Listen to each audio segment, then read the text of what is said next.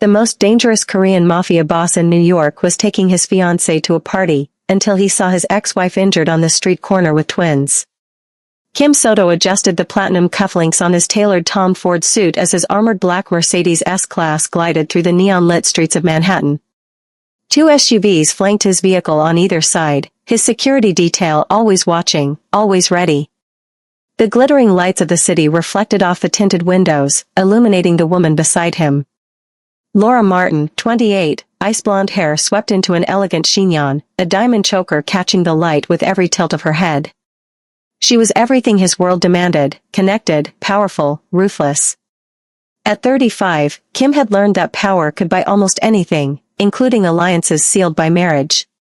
His engagement to Laura was 6 months old. Long enough to secure the family's approval. Short enough to avoid pretending he felt anything beyond calculation. No love, no warmth, no complications, just strategy dressed as romance. My father says the deal with the Yakuza will give us control of the entire East Coast, Laura said, checking her reflection in a compact mirror. Our wedding will solidify the dynasty. Kim said nothing. His sharp dark eyes remained fixed on the road ahead, the tattoos on his hands barely visible beneath his suit sleeves. The traffic light turned red near Chinatown. The crosswalk filled with evening pedestrians, ordinary people living ordinary lives. Unaware that the man watching them from behind bulletproof glass had ended lives with a single command. Kim watched them absently, his mind already calculating tomorrow's weapons shipment, when something made his blood run cold. A woman was limping across the street. She moved slowly, painfully, one arm wrapped in a bandage, the other cradling two babies against her chest. Twins bundled in a worn baby carrier, one in pale blue, one in soft pink. Her natural hair was pulled back in a messy bun, and dark circles shadowed her eyes. She looked exhausted. She looked like she'd been fighting a war, alone. A bruise darkened her cheek. Fresh stitches marked her forearm. Even from a distance. Even with her head down. Even after 14 months of forcing himself to forget. Kim knew that face. Phoebe Smith. His ex-wife. The woman he had divorced exactly 1 year and 2 months ago. The babies looked about 6 months old. The timing would be exactly right. Kim's hands that had never trembled holding a blade, now shook against the leather armrest. The world outside seemed to slow as Phoebe paused on the dangerous corner. One of the babies began to fuss. She winced, shifting both infants carefully, pressing a gentle kiss to the crying child's forehead. Humming something soft despite the pain etched across her beautiful face. The baby quieted. She continued limping forward, disappearing into the shadows on the other side of the street. Kim. Laura's voice cut through the fog. The light's green. Your driver is waiting for your signal. He blinked. Cars behind them were honking. His men were glancing back through the rearview mirror, confused by his hesitation. Kim, you look like you've seen a ghost, Laura said, studying his face with cold curiosity. Do you know that woman? Kim forced his expression back to stone. No one important.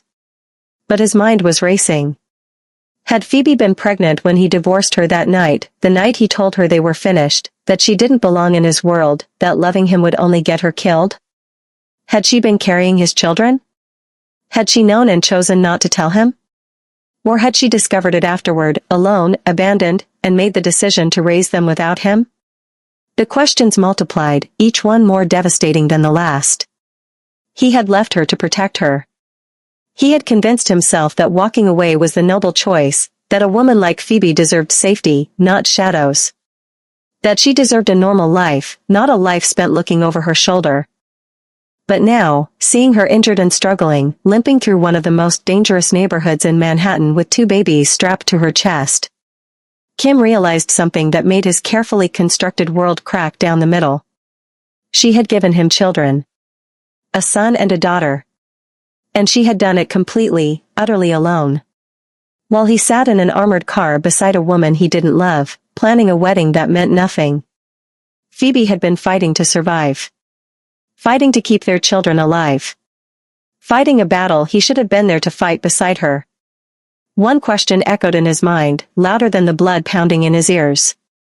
What if the life he had been so determined to protect her from was the only life worth living?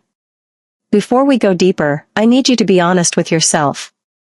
How many times have you watched something that actually moved you, that made you feel, and you just scrolled away? Left no trace you were even there? This is your chance to break that pattern. Subscribe. Not for me. For the version of yourself that craves real stories in a world drowning in shallow content. This story gets darker. More devastating. More beautiful. You'll want to see how love survives violence, how forgiveness happens after abandonment, how two broken people become whole. Hit subscribe. Then let's continue breaking your heart together. The charity gala at the plaza was everything Laura lived for: crystal chandeliers, champagne fountains, politicians, and power brokers air-kissing their way through conversations that would reshape the city's underworld. Kim stood beside her, his hand resting lightly on the small of her back, playing the role of devoted fiancé with practiced ease. But his mind was 1,000 miles away. Every time he blinked, he saw Phoebe's face. The exhaustion carved into her features. The bandage on her arm. The way she'd limped across that street corner, cradling two babies against her chest like they were the only things keeping her alive. His babies. The thought made his chest tighten until he could barely breathe. Kim, Senator Morrison is asking about our honeymoon plans, Laura whispered, her smile never faltering as she squeezed his arm. Are you even listening? He turned to the silver-haired man beside them and manufactured a response he wouldn't remember 5 seconds later. The senator laughed. Laura beamed. Kim felt like he was drowning in a room full of air. The moment he could break away, he pulled out his phone and typed a single message to Lang: find everything on Phoebe Smith. I want a full report by morning. Everything. Lang's response came immediately: yes, boss. Kim slipped the phone back into his pocket, but his hand was shaking. Laura was still talking to the senator, oblivious. Around them, Manhattan's elite clinked glasses and made deals that would move millions of dollars by sunrise. And somewhere in this city, Phoebe was probably working a night shift, barely making enough to survive. The party ended just after midnight. Kim dropped Laura at her Upper East Side apartment with a chaste kiss on the cheek and a promise to call her in the morning. The moment his car pulled away, he ordered his driver to take him home. The penthouse in Tribeca felt too large, too empty, too suffocating. Kim poured himself a whiskey he didn't drink and stood at the floor-to-ceiling windows overlooking the city. Somewhere out there, in one of those thousands of lit windows, Phoebe might be feeding their children. Changing their diapers. Singing them to sleep. Without him. He didn't even try to sleep. Every time he closed his eyes, he saw her limping. Saw the bruise on her cheek. Saw the way she'd winced when she shifted the babies in her arms. At exactly 5 a.m., his phone buzzed. Lang was at the door with a manila folder that felt like it weighed 1,000 pounds. Kim took it to his office, sat down at his desk, and opened it with hands that trembled despite his best efforts to steady them. The first page was a basic information sheet. Current address, 1847, Webster Avenue, Bronx. 5th floor. No elevator. Kim's jaw clenched. He knew that neighborhood. One of the most dangerous in the city. Drugs, gangs, violence, the kind of place where gunshots echoed at night and people learned not to look out their windows. Current employment, night shift maid, Meridian Grand Hotel, Midtown Manhattan. Salary, $42,000 per year. $42,000. In New York City. With 2 babies. The math was impossible. Rent alone in even the worst neighborhoods cost more than half that. Formula, diapers, medical care, how was she surviving? He flipped to the next page and felt his stomach drop through the floor. Hospital debt, $94,127.63. Emergency cesarean section performed at 32 weeks gestation due to severe preeclampsia. Patient admitted alone. No family or emergency contacts listed. Kim read that line again. Patient admitted alone. She'd gone into labor at 32 weeks, dangerously premature, and faced it completely by herself. The next page showed birth records. Baby A, female Lila Kim Smith. Born May 3rd, 4:47 a.m. Weight, 3 pounds 2 ounces. Admitted to NICU. Baby B, male Leanne Soto Smith. Born May 3rd, 4:52 a.m. Weight, 2 pounds 14 ounces. Admitted to NICU with respiratory distress. Kim's vision blurred. He blinked hard, forcing himself to focus on the words.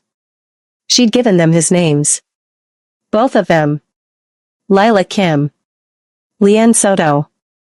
Even after he'd divorced her. Even after he'd walked away. She'd still given their children his names. The medical records went on for pages. Leanne had spent 5 weeks in intensive care, fighting to breathe with underdeveloped lungs. There were notes about Phoebe refusing to leave the hospital, sleeping in a chair beside the incubator, pumping breast milk every 3 hours even though she was still recovering from major surgery. Patient appears emotionally distraught but determined, one nurse had written.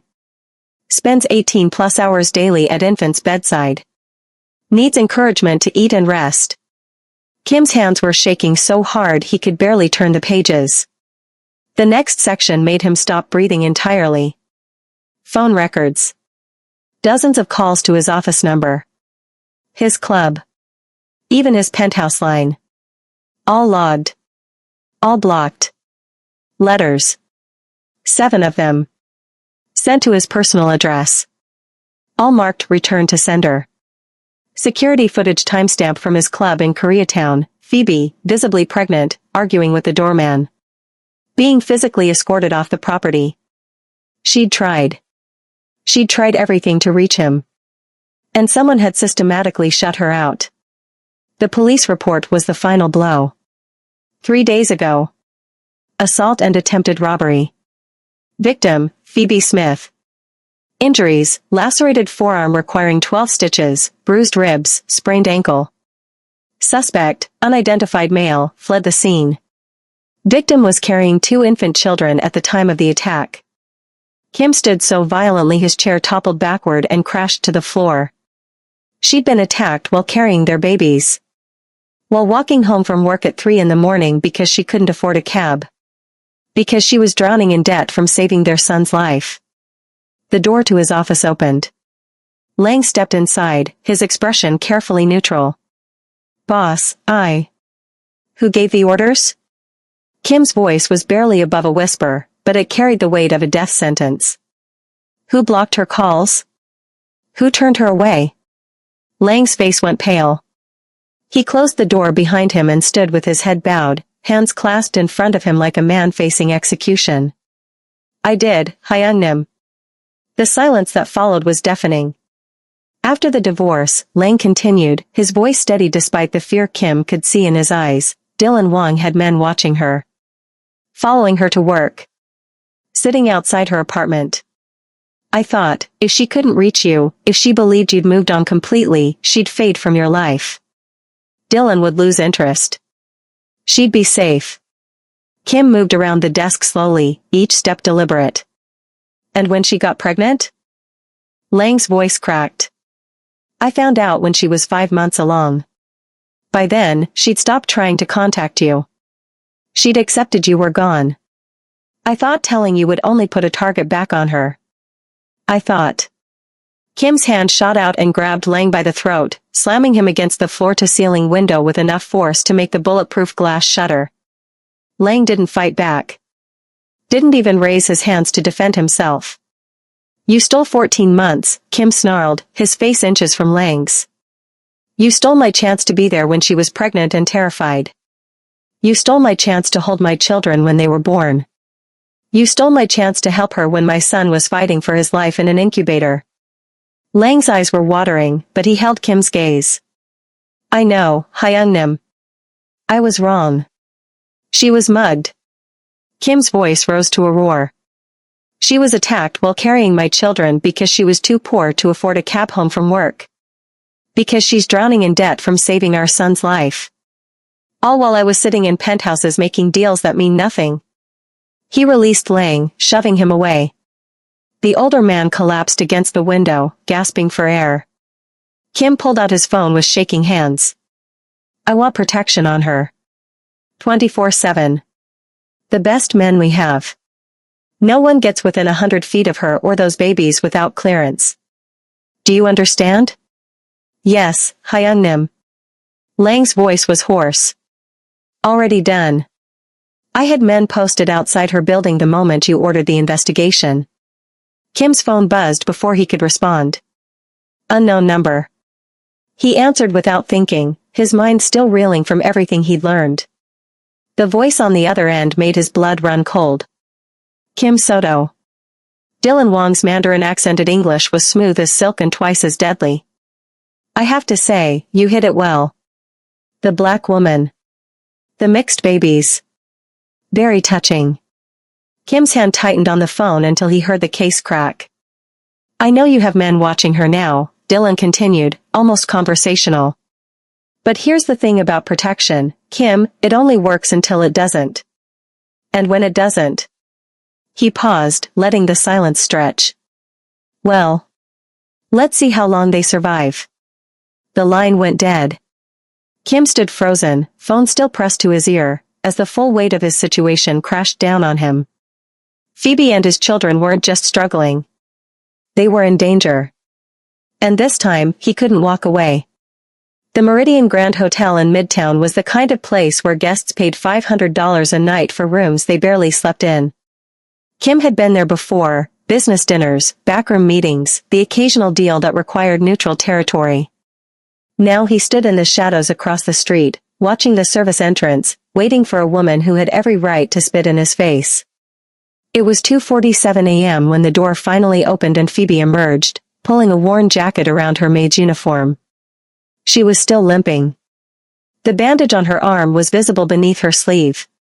Kim's chest tightened as he watched her move slowly toward the subway entrance, favoring her left leg, one hand pressed against her ribs like they hurt with every breath. She'd worked an 8-hour shift with those injuries. While their baby slept in a 5th-floor walk-up in the Bronx with an elderly neighbor who probably couldn't protect them if something went wrong. He stepped out of the shadows before she could descend into the subway. Phoebe.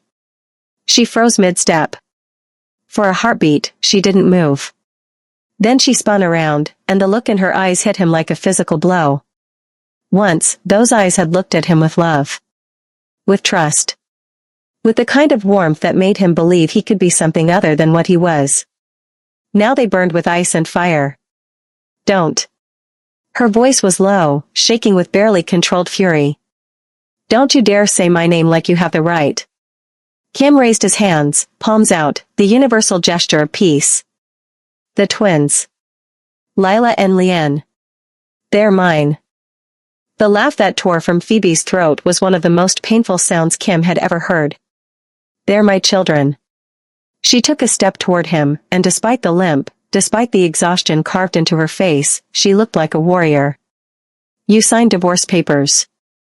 You walked away without a word. You don't get to claim them now just because you saw us on the street. Dylan Wong threatened you, Kim said, the words tumbling out in a rush. He swore he'd kill anyone I loved.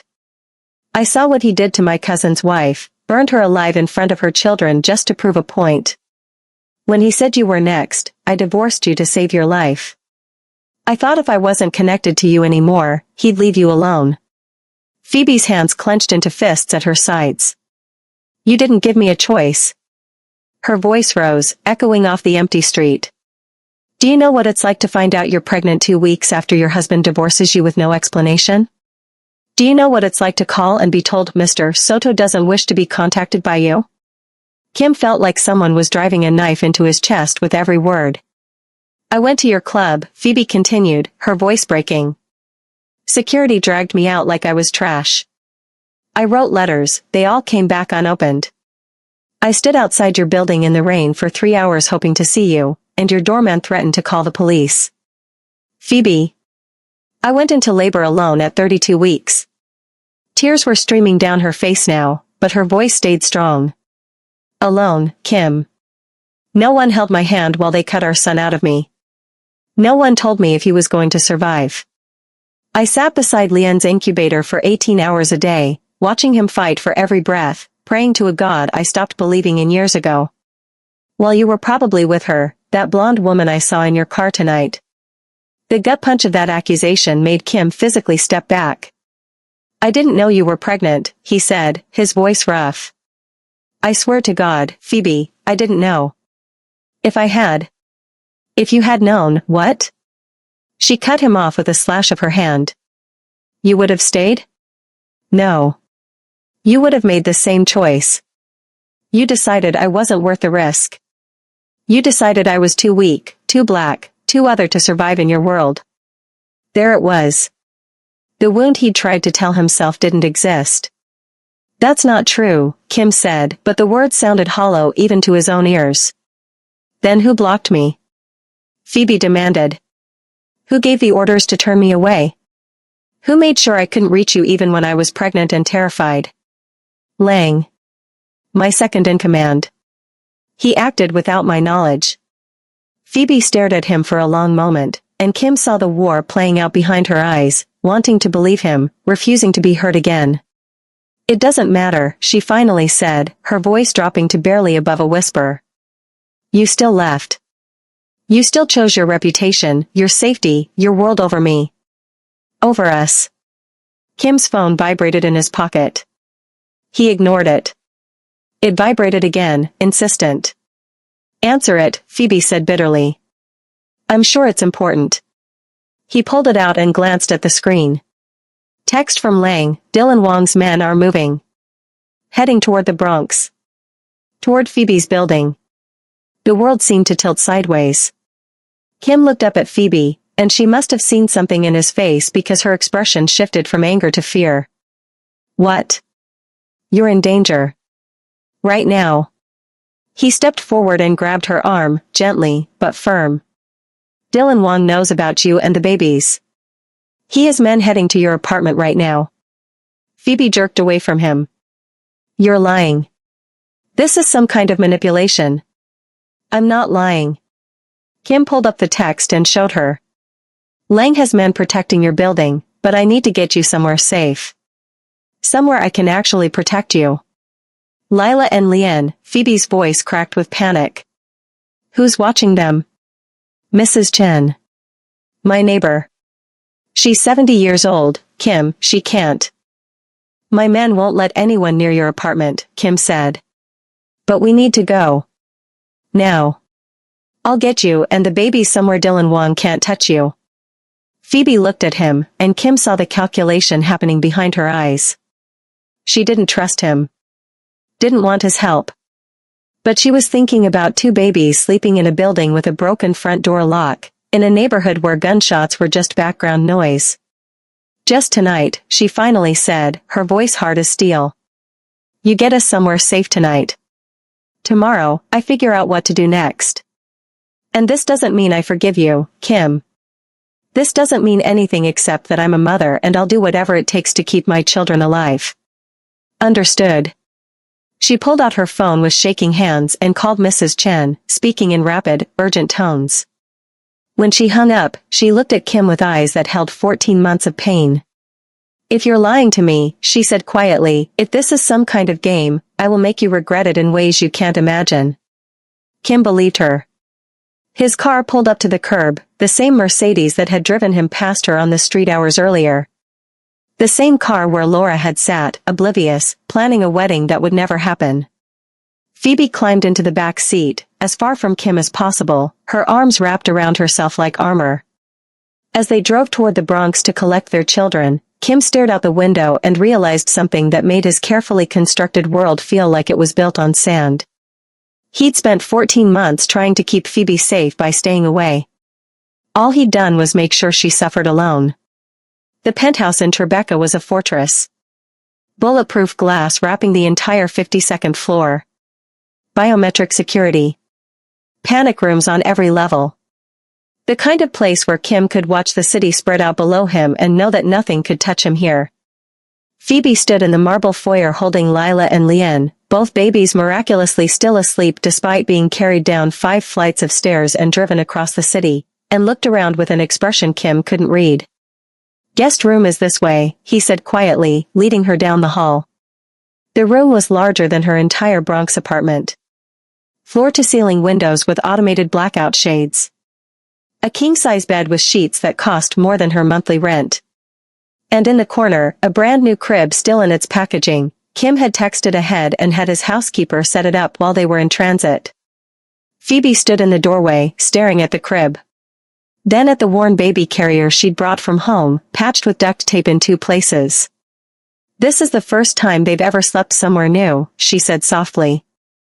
"The first time they've had a crib that wasn't bought second-hand." She walked over and gently laid the babies down, Lila on the left, Leanne on the right. They immediately found each other's hands in their sleep, tiny fingers interlocking. Kim watched from the doorway, his throat tight. These were his children. 6 months old. And he was seeing them sleep for the first time. "I'll be right next door if you need anything," he said. Phoebe pulled a chair up beside the crib and sat down, her eyes never leaving the babies. "I'm not sleeping," she said. "I'll keep watch." Kim wanted to tell her she was safe here. That she didn't need to keep watch anymore. But the words died in his throat because he knew she wouldn't believe them. So he just nodded and left her there, pulling the door partially closed behind him. Downstairs in his office, 4 of his lieutenants were waiting. Lang stood slightly apart from the others, his expression carefully neutral despite the bruises already forming on his throat from where Kim had slammed him against the window hours earlier. Kim closed the door and locked it. "Explain," he said to Lang, his voice deadly calm. "Every detail. I want to know exactly what you did." Lang bowed deeply, the formal gesture of a man accepting responsibility for grave mistakes. "After the divorce, I had surveillance on Phoebe Smith," he began, his Korean formal and precise. "Dylan Wong's men were watching her. Following her to work. Photographing her. I assessed that she was in immediate danger as long as you were connected." "So you cut off all contact," Kim said. "Yes, Hyungnim." Lang's jaw tightened. "I gave orders to block her calls. Return her letters. Turn her away if she appeared at any of your properties. I told everyone the orders came from you." One of the other lieutenants inhaled sharply. Using the boss's name without authorization was grounds for execution in their world. "And when she got pregnant?" Kim's voice was getting quieter, more dangerous. "I found out when she was 5 months along. One of our men saw her at a free clinic in the Bronx." Lang's voice wavered for the first time. "By then, she'd stopped trying to contact you. She'd accepted that you were gone. I thought, if I told you, you'd go to her. Dylan Wong would see. The threat would restart." Kim moved so fast no one saw it coming. One moment he was standing behind his desk. The next, he had Lang by the throat, slamming him against the floor-to-ceiling window hard enough to make the bulletproof glass shatter. "You stole 14 months. Kim's voice was a roar that probably carried through the entire penthouse. "You stole my chance to be there when she was pregnant and terrified. You stole my chance to hold my children when they were born. You stole my chance to help her when my son, was fighting for his life in an incubator." Lang didn't fight back. Didn't even raise his hands. Just took it, his face going red from lack of oxygen. "She was mugged." Kim's voice cracked. "She was attacked while carrying my children because she couldn't afford a cab home. Because she's drowning in almost $100,000 in debt from saving our son's life. All while I was making weapons deals that meant nothing." He released Lang and shoved him away. The older man collapsed against the window, gasping. "You left her to nearly die in childbirth," Kim continued, his breathing ragged. "Alone. At 32 weeks. Emergency surgery. No one to hold her hand. No one to tell her everything would be okay. While I was thousands of miles away, clueless, because you decided you knew better. I was wrong, Hyungnim." Lang's voice was hoarse, barely above a whisper. "I know. There's no excuse. I thought I was protecting everyone. I was wrong." Kim wanted to kill him. Wanted to throw him through that window and watch him fall 52 stories. Wanted to make him feel even a fraction of the pain Phoebe had endured. But then a soft voice came from the doorway. "He's telling the truth." Everyone turned. Phoebe stood there in worn sweatpants and an oversized t-shirt, arms wrapped around herself, having clearly heard everything. Her eyes found Lang. "You blocked me. All those times I called, all those letters, that was you." Lang bowed his head. "Yes. And Kim didn't know I was pregnant." "No. He didn't know until tonight." Phoebe looked at Kim, and for the first time since he'd seen her on that street corner, the rage in her eyes dimmed slightly. Not gone. Not forgiven. But, understanding. "You really divorced me because of Dylan Wong," she said quietly. "Not because I wasn't Korean enough. Not because I didn't fit your world." Kim felt something crack open in his chest. "Never. God, Phoebe, never. I left because I was terrified he'd kill you. Because I'd seen what he did to people I loved and I couldn't risk it." A tear slid down her cheek. "Just one. You didn't trust me to make that choice myself." "No. I didn't. And that was wrong." They stared at each other across the office, 14 months of pain and lies and misunderstanding hanging in the air between them. Finally, Phoebe turned back to Lang. "Those men you posted outside my building. They're good? The best we have. And they'll keep my babies safe? With their lives. I swear it." Phoebe nodded slowly. Then she looked at Kim. "I'm going to check on Lila and Lien. Tomorrow, we figure out what happens next. Tonight, I just need to know they're safe." She turned and walked out, leaving the men in silence. Kim released a breath he didn't know he'd been holding and turned back to Lang. "You will protect them," he said, his voice cold and final. "Every second. Every breath. You will dedicate your life to making sure nothing happens to Phoebe or those babies. If one hair on their heads is harmed, I will kill you slowly. Do you understand?" "Yes, Hyungnim." Lang bowed deeply. "I understand." As the lieutenants filed out, Kim stood at the window and looked out over the city. Somewhere out there, Dylan Wong was planning his next move. Laura was probably calling her father, setting political and criminal wheels in motion for revenge. But up here, in this fortress, his children were sleeping safely for the first time in their lives. And Phoebe, broken, exhausted, magnificent Phoebe, had heard the truth. It wasn't forgiveness. It wasn't even close. But it was a start. Morning light flooded the penthouse through floor-to-ceiling windows, turning the marble and glass into something ethereal.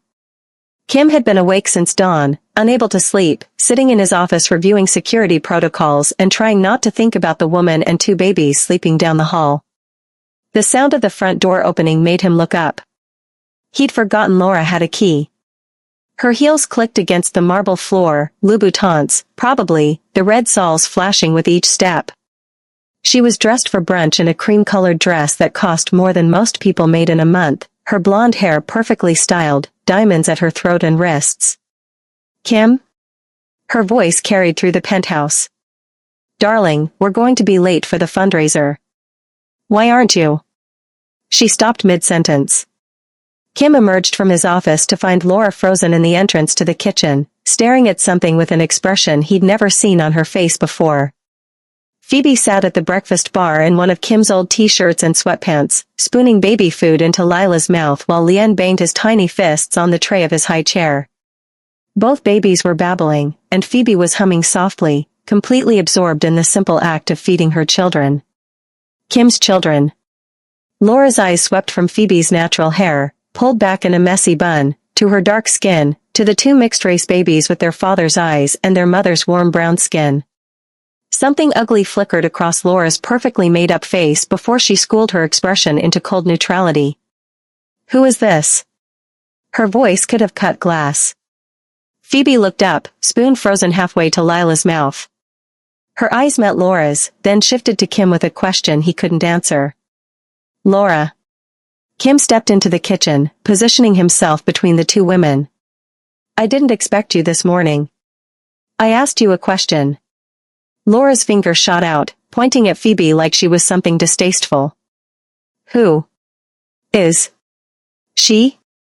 Kim felt something settle in his chest, a decision he'd been avoiding since the moment he saw Phoebe on that street corner. A choice he should have made 14 months ago. My ex-wife, he said clearly.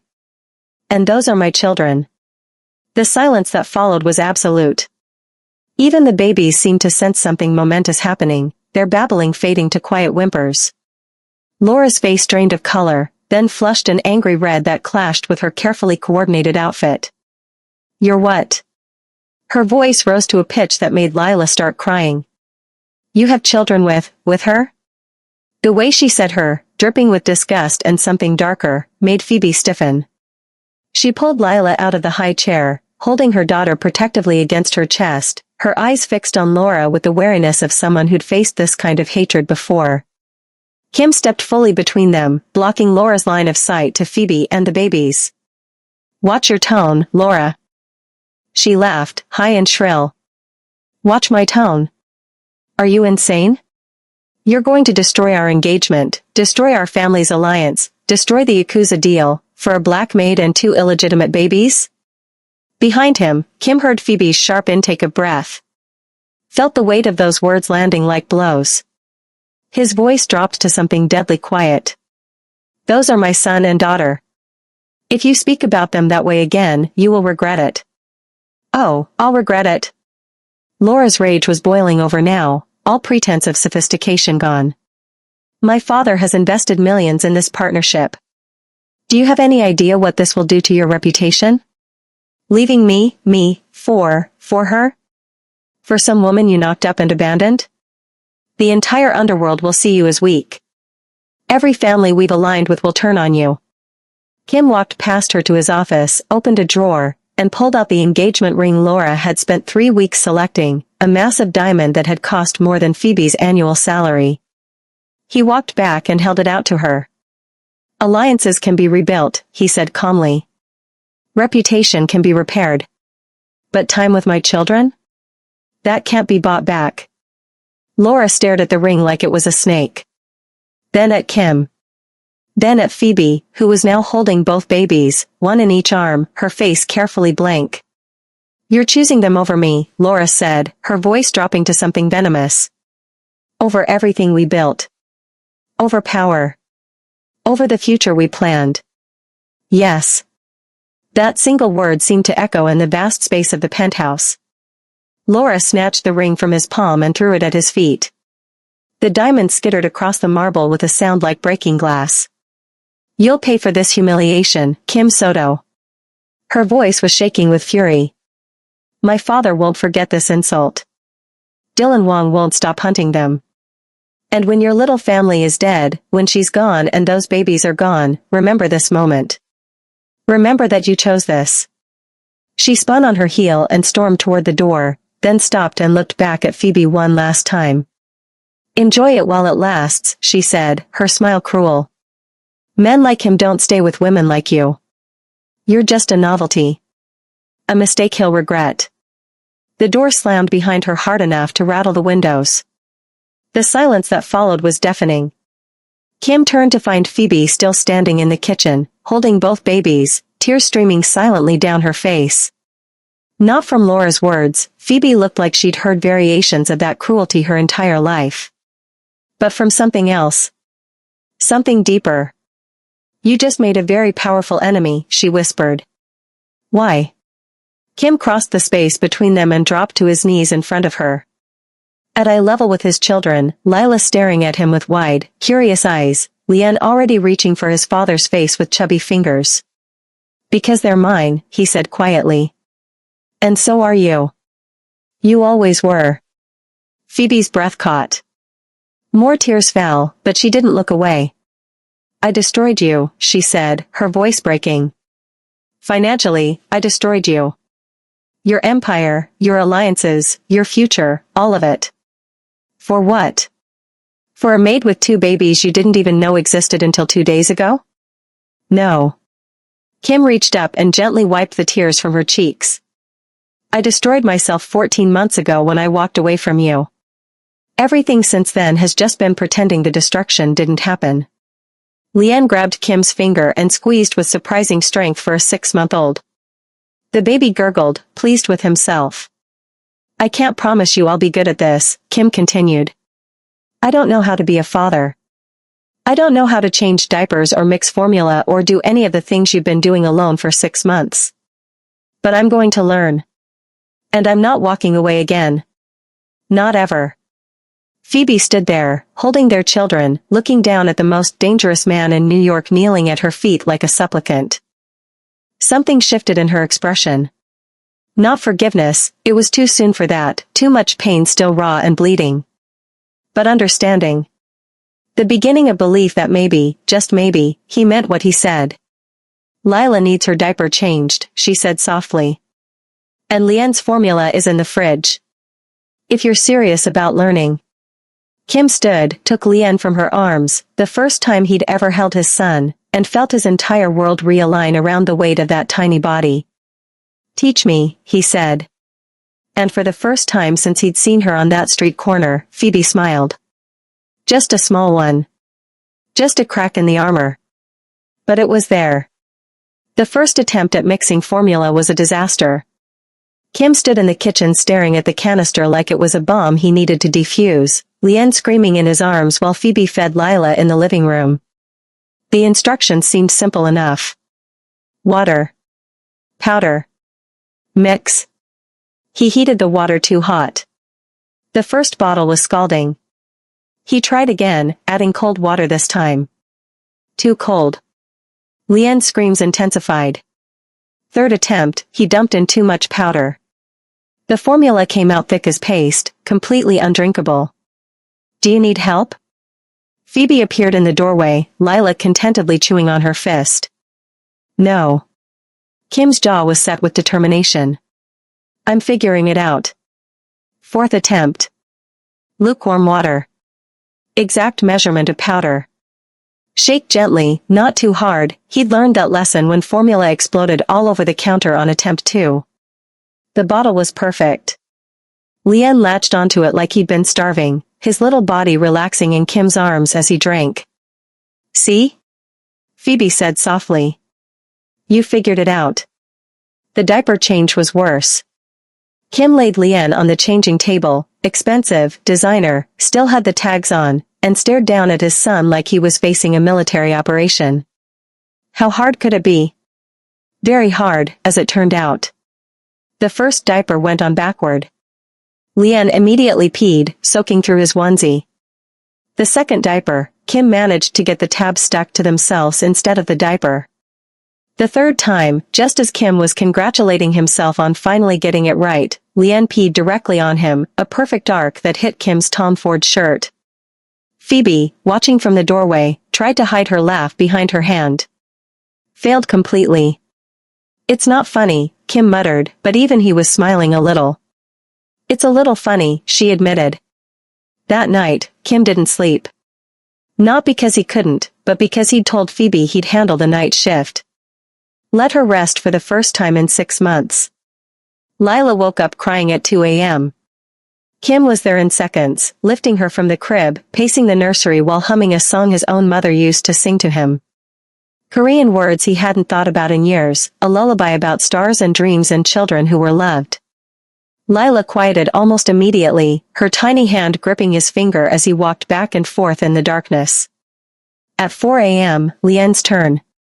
Kim repeated the process, bottle, burping, walking, singing. His son stared up at him with eyes that were identical to Kim's own, and Kim felt something crack open in his chest. At 5:30 a.m., both babies woke up.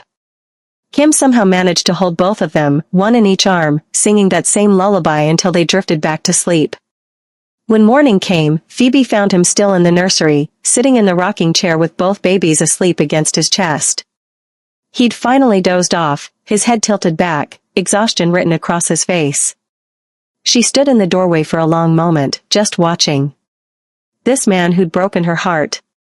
This man who'd left her to face the hardest moments of her life alone. This man who was trying. The call from the hospital came 3 days later. Phoebe was feeding Lila when her phone buzzed with an unknown number. Miss Smith? This is Beth from the billing department at Presbyterian Hospital. I'm calling about your account. Phoebe's stomach dropped. She'd been dodging their calls for weeks, unable to face another conversation about payment plans she couldn't afford. I know I'm behind, she started. But if you could just give me another month. Actually, Miss Smith, I'm calling because your balance has been paid in full.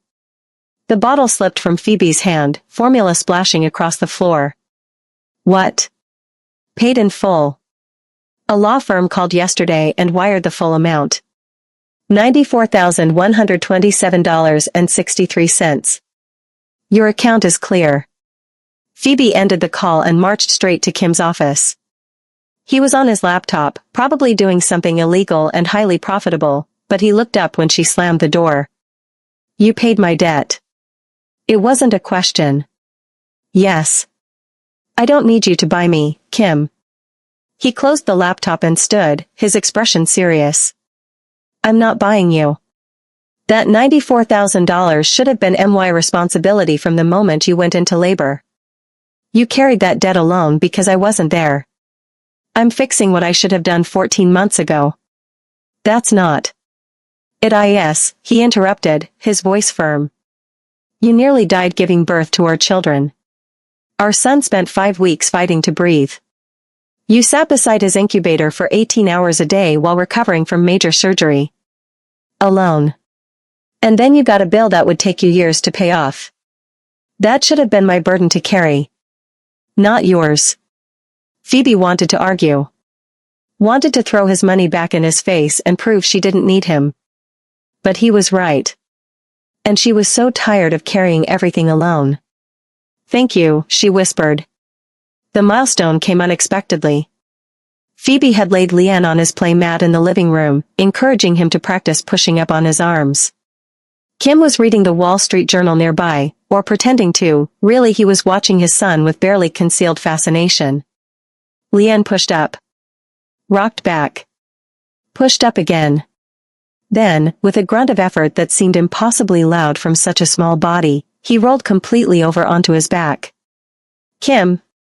Phoebe's shout made him drop the newspaper. Kim, come here. He was across the room in seconds, his hand already reaching for the gun he kept in a shoulder holster, scanning for threats. He rolled over. Phoebe was filming on her phone, tears streaming down her face. Leanne just rolled over by himself.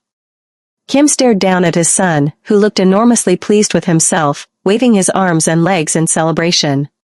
He did? Watch, he's going to do it again, Leanne, baby, show daddy. And Leanne did. Rolled from his back to his stomach like he'd been doing it his whole life, then looked up at Kim with an expression that clearly said, Did you see that? Did you see what I did? Kim dropped to his knees beside the play mat, his hand gentle on Leanne's back. You did it, buddy. You did it. It was the first time Phoebe had heard his voice break with anything other than anger or pain. That night, after the babies were asleep, Phoebe did something she hadn't planned to do. She sat beside Kim on the couch and unlocked her phone. These are the things you missed, she said quietly. The first video, Lila's first smile at 6 weeks old. Filmed in the cramped Bronx apartment, Phoebe's tired voice cooing at the camera. Look at you, beautiful girl. Look at that smile. Next, Leanne's first laugh at 3 months. A sound like bubbles, pure joy, Phoebe tickling his tiny feet. More videos. Dozens of them. Bath time. Tummy time. The first time Lila grabbed her own toes. The first time Leanne held a rattle.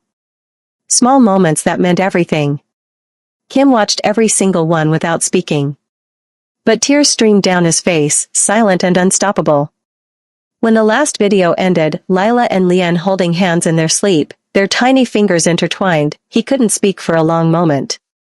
Finally, I'll never miss another moment. I swear it. Whatever it takes, whatever I have to do, I'll be here. For all of it. Phoebe looked at him, this dangerous man crying over videos of his children, and felt something shift in her chest. Not forgiveness. Not yet. But maybe the beginning of it. The scream ripped through the penthouse at 2:47 a.m. Kim was out of bed before his mind fully processed the sound, muscle memory from years of violence sending him into the hallway. His hand found the gun in the drawer beside his bed, safety off, finger on the trigger. Another scream. Not from the nursery. From Phoebe's room. He burst through the door to find her thrashing in the bed, sheets tangled around her legs, her face twisted in terror even though her eyes were closed. "Please don't leave me," she sobbed, still asleep. "Please. I'll be better. I promise I'll be better. Don't go. Don't go." Kim set the gun on the dresser and climbed onto the bed, gathering her into his arms. "Phoebe. Baby, wake up. It's just a nightmare. I'm here." She fought him at first, still trapped in whatever hell her sleeping mind had constructed. But gradually his voice penetrated the darkness. Her eyes opened, wild and disoriented. For a moment she didn't seem to recognize where she was. Then she saw Kim and something broke. Not silent tears this time. Not the controlled grief she'd shown him before. This was complete devastation.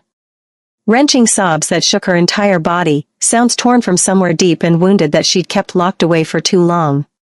Kim just held her, rocking slightly, his hand smoothing her hair. "What was the nightmare about?" he asked when her sobs finally quieted to hiccuping breaths. Phoebe was silent for so long he thought she wouldn't answer. Then, in a voice barely above a whisper, "My childhood." She told him things she'd never told anyone. About growing up with a single mother who worked 3 jobs and still couldn't make ends meet. About wearing second-hand clothes to school and being mocked for it. About watching her mother literally work herself to death by the time Phoebe was 19. "She died of exhaustion," Phoebe said, her voice hollow. "The doctors called it heart failure, but I know the truth. She worked herself into the ground trying to give me a better life, and it killed her." Kim held her tighter. "And then there's the other stuff." Phoebe's voice hardened. "Do you know how many times I've been told I'm pretty for a black girl? How many men have dated me like I'm some exotic experiment? How many people have looked at me the way your fiancé did this morning, like I'm less than human?" "Ex-fiancé," Kim murmured. "When you divorced me." Phoebe's voice cracked. "I thought it was because I wasn't enough. Not Korean enough. Not light-skinned enough. Not appropriate for a mafia boss. I thought you finally realized what everyone else had been telling me my whole life, that I don't belong in places like this." Kim pulled back just enough to look at her face. "That was never true. Not for 1 second. But I believed it. And then I found out I was pregnant 2 weeks after you left, and I was so scared. I went into labor at 32 weeks. Emergency C-section. I woke up alone in recovery and the first thing the nurse told me was that Lian might not make it. That his lungs were too underdeveloped. That I needed to prepare myself." Her tears started again, quieter this time but no less painful. "I sat beside that incubator for 18 hours a day. Sometimes more. I couldn't afford to miss work, but I missed it anyway because I couldn't leave him. I was rationing formula at home because I had to choose between feeding Lila or paying rent. I walked 40 blocks home one night to save subway fare and got mugged." She looked up at Kim, her eyes red and swollen. "Do you know what I thought while that man was hitting me? While I was trying to protect the babies and he was ripping my purse away? I thought, if I die here, who will take care of Lila and Lian? Who will love them?" Kim felt like someone was crushing his heart in a vice. "I'm scared, Kim." Her voice dropped to barely audible. "I'm scared you'll wake up one day and realize I'm too much trouble. That we're too different. That a black woman with 2 mixed babies doesn't fit in your world. That you'll leave again, and this time I won't survive it. I'm not leaving." Kim cupped her face in his hands, making sure she looked at him. "Not for Dylan Wong. Not for Laura or her father or anyone else. Not because things get hard or dangerous or complicated. I'm here. For you. For Lila and Lian. Forever." "I haven't forgiven you," Phoebe whispered. "Not completely. Maybe not ever. You left me when I needed you most, and I don't know if I can ever forget what that felt like. I know. And I'll wait as long as it takes. Years, if that's what you need. I'll wait. They sat in the darkness together, holding each other. From the nursery down the hall, they could hear the soft, synchronized breathing of two babies sleeping peacefully. Phoebe rested her head against Kim's chest, listening to his heartbeat. I'm trying to trust you again, she said softly. It's hard. But I'm trying. That's enough, Kim said, pressing a kiss to the top of her head. That's more than I deserve. They stayed like that until dawn broke over the city, neither of them sleeping, just holding on to each other like lifelines in a storm that had been raging for 14 months. When morning came and the babies started fussing for their breakfast, Phoebe pulled away and looked at Kim with eyes that were still red but somehow clearer. Lila likes her bottle warm, she said. Not hot. Just warm. It was an offering. An invitation to try again. Kim took it. Can we just stop for a second? Because if your chest is tight right now, if you felt Phoebe's pain when she talked about being pretty for a black girl, if you understood Kim's terror of loving someone so much it could destroy them, then you know why I tell these stories. This is real pain. Real racial trauma. Real abandonment. Real love trying to survive impossible odds. And if you value content that doesn't insult your intelligence, that doesn't shy away from the hard conversations about race and class and sacrifice, you owe it to yourself to subscribe. Because you need to know stories like this exist. That someone's still creating things that matter. Hit subscribe.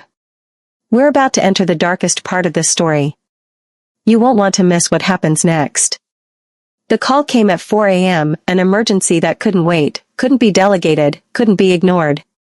The Yakuza families were fracturing over territory disputes in Seoul, and Kim's presence was the only thing that could prevent a full-scale war that would destabilize the entire East Asian operation. I don't want to go, Kim said, standing in the nursery doorway watching Phoebe rock Lian back to sleep after a feeding. The baby's eyes were already drifting closed, his tiny fist wrapped around his mother's finger.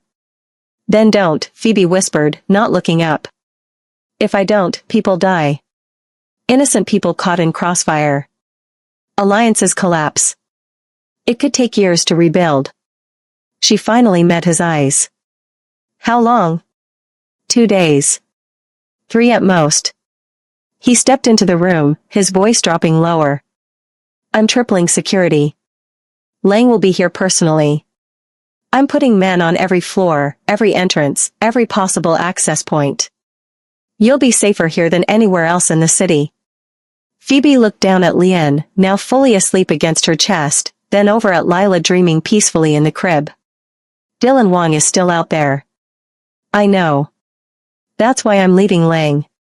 He'll protect you with his life. I trust him with that, even after everything. Do you have to go? Kim crossed to her and knelt beside the rocking chair, his hand gentle on Lian's back. If there was any other way, I'd take it. But this is the last piece of my old life I need to handle.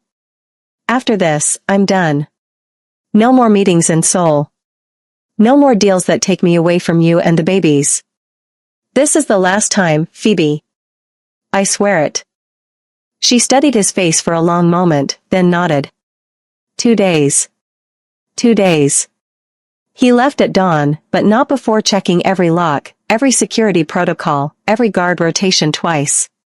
Lang stood in the foyer as Kim gave his final instructions, his expression grave and determined. Nothing gets through, Kim said, his hand gripping Lang's shoulder. Not a mouse. Not a shadow. Nothing. Yes, Hyungnim. On my life. Kim looked back one last time at Phoebe standing in the hallway holding both babies, one in each arm. She looked small in the vast penthouse, vulnerable despite the fortress around her. 2 days, she called softly. 2 days, he promised. The first day passed without incident. Phoebe settled into a routine with extra security visible but unobtrusive, men stationed at every entrance, cameras monitoring every corner. She fed the twins, played with them on their mat, sang them Korean lullabies Kim had been teaching her. By nightfall, she almost felt safe. At 11 p.m., she carried the twins to the nursery for their final feeding before bed. Lila had already dozed off, and Leanne was fighting sleep with the determination of a 6-month-old who didn't want to miss anything. Phoebe hummed softly, swaying back and forth, watching the city lights twinkle through the floor-to-ceiling windows. The sound of shattering glass made her freeze. For one heartbeat, she thought she'd imagined it. Then the alarm started screaming. Gunfire erupted from somewhere below, sharp cracks that echoed through the penthouse like thunder. Men shouting in Korean. More gunshots, closer now. Phoebe's training kicked in, the panic room Kim had shown her on her second day here. She grabbed both babies, pressing them against her chest despite their startled cries, and ran. The hallway seemed impossibly long. The panic room door was visible at the end, reinforced steel disguised as decorative paneling. 10 more feet. 8. 6. A shadow detached itself from the alcove beside her. Ji-hun. She recognized him, one of Kim's guards, younger than Lang, always professional. He'd brought her coffee that morning and smiled at the twins. Now his gun was pointed at her chest. Sorry, Mrs. Soto. His voice was almost apologetic. Just business. Phoebe didn't think. She launched herself at him, one arm wrapped around both babies, the other clawing at his face. Her nails drew blood across his cheek. She kicked hard, aiming for his knee, his groin, anything vulnerable. But she was holding 2 screaming infants and he was twice her size and trained to kill. His fist caught her temple.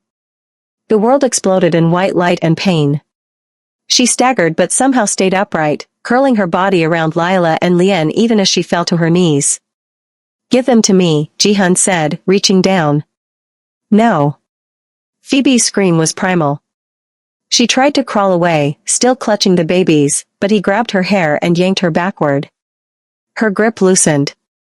He tore Leanne from her arms, then Lila. Both babies were shrieking now, reaching for their mother with tiny desperate hands. Phoebe tried to stand, tried to fight, tried to do anything. Ji-hun's boot caught her in the ribs. Something cracked. She collapsed, gasping, the taste of copper flooding her mouth. Give them back. She was crawling toward him, leaving a trail of blood from where her head had split open. Please. They're babies. Please. He looked down at her with something like pity, then kicked her again. This time in the face. Everything went black. In Seoul, Kim sat at a conference table with 8 Yakuza lieutenants, negotiating territory boundaries that would prevent a war. The meeting had dragged into its 6th hour. Everyone was exhausted, tempers fraying, but they were close to agreement. So close. His phone buzzed against his thigh. He ignored it, phones off during negotiations was an absolute rule. It buzzed again. Then again. Insistent. Kim glanced down. Unknown number. Video message. Every instinct he'd honed over 15 years in this life started screaming. He stood abruptly, every eye in the room turning to him. Excuse me. He walked into the hallway and opened the message. The world stopped. Phoebe was tied to a chair in what looked like a warehouse. Her face was a mass of bruises, already swelling. Blood dripped from her split lip onto her shirt, Kim's shirt, he realized, one of his old t-shirts she'd been sleeping in. Behind her, 15 feet away, was a metal cage. Inside the cage, Lila and Leanne screamed. The camera moved, and Dylan Wong stepped into frame. Mid-40s, scar bisecting his jaw, eyes like a dead shark's. Kim had seen those eyes in nightmares for 14 months. Hello, Kim. Dylan's Mandarin-accented English was conversational, almost friendly. Surprised? You thought divorcing her would save her. Stupid. Love doesn't work that way. Now she's mine. The babies too. The camera panned, and Kim's blood turned to ice. Laura stood beside Dylan, perfectly made up, smiling. You humiliated me, Kim. You destroyed my reputation. My father's alliances. Our future. Now I'll watch you suffer. Dylan moved closer to Phoebe, gripping her hair and forcing her head back. You have 1 hour. Red Hook Warehouse 9. Come alone. If I see your men, if I even suspect backup, I'll kill one baby every 5 minutes. He smiled. Then I'll kill her. Then I'll burn the bodies and send you the ashes. Phoebe lifted her head, and despite the blood and bruises, despite the terror in her eyes, she looked directly at the camera. Don't come. Her scream was raw. It's a trap. Save yourself. Dylan's hand cracked across her face. Her head snapped sideways. The video ended. Kim stood in that sole hallway, phone in his shaking hand, and felt something inside him splinter and reshape into something lethal. He didn't remember walking back into the conference room. Didn't remember the faces of the men who'd been negotiating. He just turned to his own lieutenants and said in Korean, "We're leaving. Now. Hyungnim, the deal. Now." 20 minutes later, he was in his private jet. Lang was already on the phone, voice crisp with controlled fury. All units converge on Red Hook. Full tactical gear. I want snipers on every roof within 1,000 yards of Warehouse 9. No one engages until I give the signal. Kim sat in the leather seat, staring at nothing, his mind calculating trajectories and outcomes and the 1,000 ways this could end with his family dead. How long until we land? He asked, his voice barely recognizable. 3 hours 40 minutes. Too long. It was going to be too long. Kim closed his eyes and saw Phoebe's face in that video. Saw his babies crying in a cage. Saw the blood and the terror and the desperate hope in her eyes when she screamed at him not to come. He opened them again and met Lang's gaze across the cabin. We go to war, Kim said quietly. Yes, Hyungnim, Lang replied. We go to war. Red Hook at midnight was a graveyard of industrial buildings and forgotten warehouses, the kind of place where screams wouldn't carry and bodies disappeared into the East River without questions. Warehouse 9 loomed at the end of a dead-end street, its rusted metal walls reflecting nothing but darkness. Kim's Mercedes stopped a block away. He stepped out alone, dressed in the same suit he'd worn to Seoul, now wrinkled, blood-stained where he'd gripped his own chest, hands raised, walking steadily toward the warehouse's main entrance. 20 guns tracked his movement from the roofline. 20 fingers on 20 triggers, all belonging to Dylan Wong's men. The warehouse door hung open, spilling weak light onto the cracked pavement. Kim stepped through. The space was vast and empty except for the scene staged in its center like a twisted tableau. 20 of Dylan's men formed a perimeter, assault rifles aimed inward. In the middle stood Dylan Wong himself, one hand resting casually on Phoebe's shoulder as she sat tied to a metal chair. 15 feet to her left, the cage held both babies. Lila and Lian were still crying, their faces red and tear-streaked, reaching through the bars toward their mother. The sound cut through Kim like broken glass. Dylan smiled. The great Kim Soto. Walking into certain death for a black woman and half-breed babies. How the mighty fall. Kim's eyes swept the space, cataloging exits, weapons, angles. His gaze landed on Phoebe and stayed there. Her face was worse in person, one eye swollen completely shut, blood dried on her chin and neck, her breathing shallow and pained. But she was alive. Let them go, Kim said, his voice ice. You want me, not them. Oh, I want you to suffer first. Dylan circled behind Phoebe, trailing his fingers across her shoulders. She flinched but didn't cry out. I want you to watch. I want you to understand what happens when people cross me. Movement to Kim's right. Laura emerged from the shadows, a pistol in her perfectly manicured hand. She walked to Phoebe and pressed the barrel against her temple. This is for humiliating me, Laura said, her voice shaking with rage.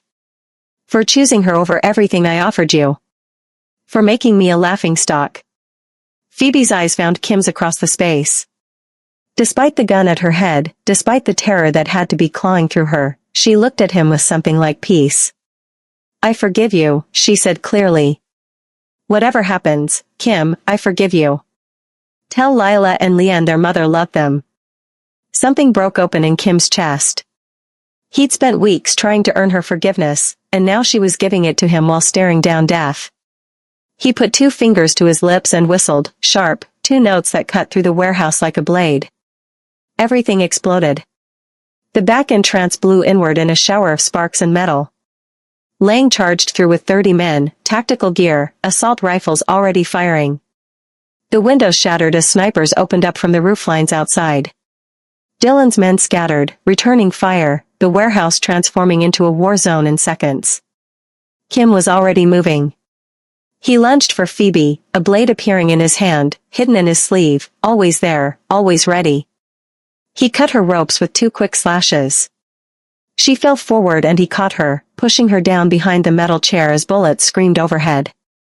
Across the warehouse, Lang fought his way toward the cage. 2 of Dylan's guards blocked his path. Lang shot the first in the chest, dodged the second's return fire, and put 2 rounds through his skull. He reached the cage and smashed the lock with the butt of his rifle. The cage door swung open.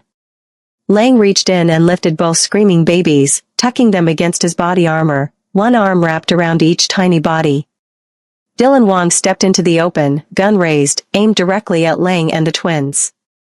Kim saw it happen in slow motion. Dylan's finger tightening on the trigger. The barrel steady, trained on the man holding Kim's children. The certainty in Dylan's dead eyes that this shot would land. Kim didn't think. Didn't calculate. Didn't weigh the cost. He just moved. Threw himself between Dylan and Lang. Spread his arms wide. Made his body the shield. The gunshot was impossibly loud. The impact hit Kim's chest like a sledgehammer. He staggered, looked down, saw crimson blooming across his white shirt in an expanding circle. Behind him, Lang pivoted and fired. The bullet caught Dylan Wong between the eyes. The Chinese Mafia boss dropped like a puppet with cut strings, dead before his body hit the concrete. Laura screamed and tried to run. 2 of Kim's men tackled her, slamming her face first into the floor, zip-tying her wrists behind her back. Kim's legs gave out. He collapsed, the concrete cold against his back, staring up at the warehouse's rusted ceiling. Phoebe was suddenly there, hands finally free, dropping to her knees beside him. No. Kim. Stay with me. He tried to speak but tasted blood. His hand found hers, slick and warm. Lila. The words came out wet. Lien, safe? Yes. Tears streamed down her battered face. They're safe. Lang has them. They're safe. Good. Kim's vision was blurring at the edges. That's all that matters. Don't you dare die on me. Phoebe's voice cracked. You owe me 14 months. You owe us a lifetime. Don't you dare leave me again. Kim tried to smile. Tried to tell her he loved her. Tried to say so many things. His eyes closed. Sirens. Someone screaming his name. The world fading to black. The emergency room was chaos, doctors shouting, nurses running, machines beeping urgent warnings. They cut away Kim's shirt, revealing the bullet wound high on his left chest, blood pulsing out with each heartbeat. Get him to surgery now. They wheeled him away. Phoebe tried to follow but a nurse caught her arm. Ma'am, you need to be treated too. I'm fine. She wasn't. Her ribs were broken, her face looked like she'd gone 3 rounds with a heavyweight, her head wound needed stitches. Just tell me if he's going to live. We're doing everything we can. 6 hours. 6 hours of pacing the waiting room while Lang sat in a corner holding both twins, rocking them gently, singing Korean lullabies in a voice rough with exhaustion. Lila and Lien had finally cried themselves to sleep against his chest, tiny hands fisted in his tactical vest. Phoebe refused to sit. Refused to be treated. Refused to do anything except watch that hallway for a surgeon to emerge. When the door finally opened at 6:47 a.m., she was there in seconds. The surgeon pulled down his mask, and his expression was carefully neutral. We almost lost him twice on the table. But we got the bullet out. It missed his heart by less than an inch. Nicked the pulmonary artery, that's what caused the bleeding. He's in ICU. Critical but stable. Phoebe's legs gave out. She would have hit the floor if Lang hadn't appeared beside her, steadying her with one arm while still holding both babies. "He's alive," she whispered. "Yes, ma'am. He's alive." She covered her face with her hands and sobbed, relief and exhaustion and trauma and 14 months of pain all crashing down at once. Lang just stood there holding her family, tears streaming silently down his own face. There's one more scene, the happily ever after. But before we get there, think about what you just witnessed. A man who literally died twice to save his family. A woman who forgave the unforgivable because she understood his pain. Babies who survived kidnapping and trauma. And now I'm asking, what kind of person are you? Are you someone who witnesses this kind of love, interracial, imperfect, hard-won, and walks away unchanged? Or are you someone who says, that mattered? I want more stories that make me believe in redemption? Subscribing takes 2 seconds. But it tells me this story, this message that broken people can heal, that love crosses every divide, that families come in all colors, meant something to you. Don't be the person who felt everything and did nothing. Subscribe. Then let's see their happy ending. Outside, dawn broke over Brooklyn. In Red Hook, police were cordoning off Warehouse 9. Dylan Wan's body was being zipped into a bag. Laura Martin was in handcuffs, screaming about lawyers and diplomatic immunity and her father's connections. None of it mattered. In a hospital room 52 floors above the city, Kim Soto was still breathing. That was all that mattered. Recovery was brutal. Kim spent 4 days in ICU, drifting in and out of consciousness, his body fighting to heal from trauma that should have killed him. When they finally moved him to a private room, the first thing he saw was Phoebe asleep in a chair beside his bed, her face still bruised, one arm in a sling from her own injuries she'd finally let them treat. She was holding Lila. The baby was awake, staring at her father with solemn eyes. "Hey, beautiful girl," Kim whispered. His voice was ruined from the ventilator. Phoebe's eyes opened immediately. For a moment they just looked at each other. "You're awake," she said. "I'm awake." She started crying. Not dramatic sobs, just quiet tears tracking down her cheeks as she held their daughter. "You died. Twice. Your heart stopped twice and they had to." "I know." Kim tried to reach for her but the 4 lines and monitors made it impossible. "I'm sorry. Don't apologize for taking a bullet for our children." Her voice was fierce. "Don't you dare." Lang visited daily, bringing Lien, who'd developed a terrible fear of being separated from his sister. The twins had to be together constantly now, reaching for each other, crying if they were apart for more than a few minutes. Trauma had forged them into a single unit. 3 weeks into recovery, Lang brought both babies for their afternoon visit. Kim was finally sitting up without help, could speak without his chest feeling like it was splitting open. Lien was in Lang's arms, staring at his father with those intense dark eyes that were carbon copies of Kim's own. Then, clear as a bell, "Dada." The room went silent. "Did he just," Lang started. "Dada." Lien repeated, reaching for Kim with both hands. Kim's face crumpled. Not silent tears this time. He broke down completely, shoulders shaking, hands over his face, sounds torn from somewhere deep that he'd kept locked away his entire life. Phoebe put Lila in the crib beside the bed and took Lien from Lang, carrying him to Kim. "Here. Hold your son. I'll hurt him. The stitches. You won't hurt him." She placed Lien in Kim's arms, careful of the bandages and 4 lines. "He needs his father." Lien immediately calmed, one hand patting Kim's face, the other gripping his finger. "Dada. Dada."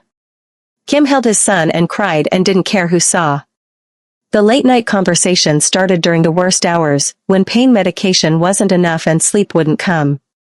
Phoebe would pull her chair close to the bed and they'd talk in whispers so the nurses wouldn't shoo her out. "My father said emotions were weakness," Kim told her one night, staring at the ceiling. "He ran his organization with an iron fist. No mercy. No softness. I watched him kill a man for crying once, said tears made you vulnerable. I grew up believing love would get people killed. But you loved me anyway, Phoebe said softly. I loved you so much it terrified me. When Dylan threatened you, I couldn't think straight. All I could see was what he'd done to others I'd cared about. So I pushed you away and told myself it was noble. It was just cowardice.